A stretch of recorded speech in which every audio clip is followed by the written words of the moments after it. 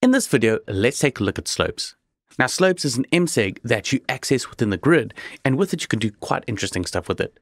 In this video, I'm going to show you how you can use it to change the phasing in a sound to get some interesting, unique results. So over here, I've got a polygrid instrument going into a delay effect, and it sounds like this.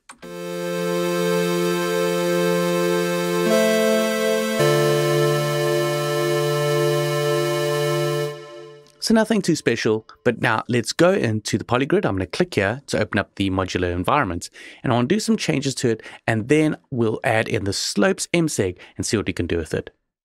So instead of using the chords that are being generated by that clip over there, what I want to do is add in these pitches, which is a module that uses data that can be sent into the other modules into the chain. Now I can resize this, so I'm just going to resize it bigger so that we can see the notes there. And I'm going to take the audio output and link it to the pitch section. I'm going to turn off the keyboard so that it's not getting data from the clip, and instead it's getting data from here. Now let's just change the sequence, change some of the notes around, and hear what it sounds like. So we've got a sequence like this that's now playing through the plugin.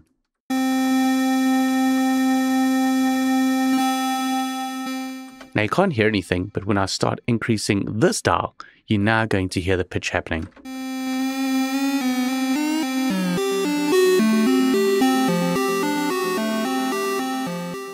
I think that note's just a bit off there, so I'm just going to tweak that. So now we've got this.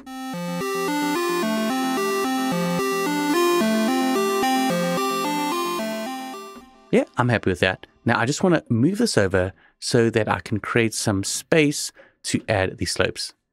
So I've got these slopes over here. This is under the data section as well. And what I can do is grab the slopes, add it here, and also just increase the size so I can see this view.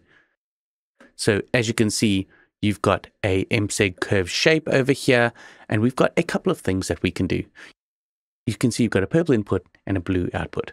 So if I click over here and click the show help, you can see that it's a freely drawable segmented sequencer which uses the curves.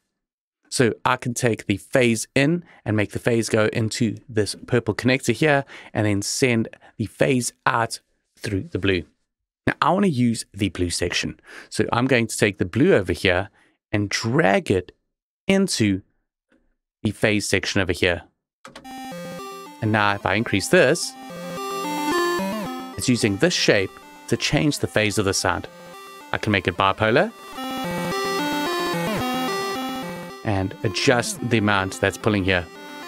And maybe I can go in and choose another shape or draw in my own shape.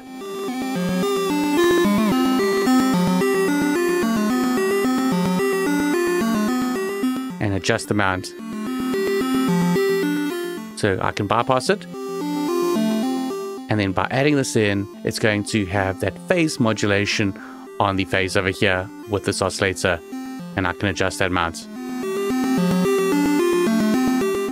So it's quite interesting. And you can change the way that things are modulated. For example, I can disconnect this, and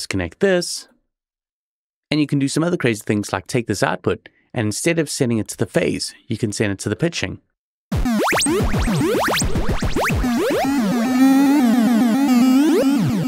So it's getting its pitch note data from this. So as you can see, you can use it as a sequencer, or you can use it as a sequence that will alter the phase sound of your audio. So a very powerful tool if you want to use a sequence-based curve to change some of the parameters in your instruments.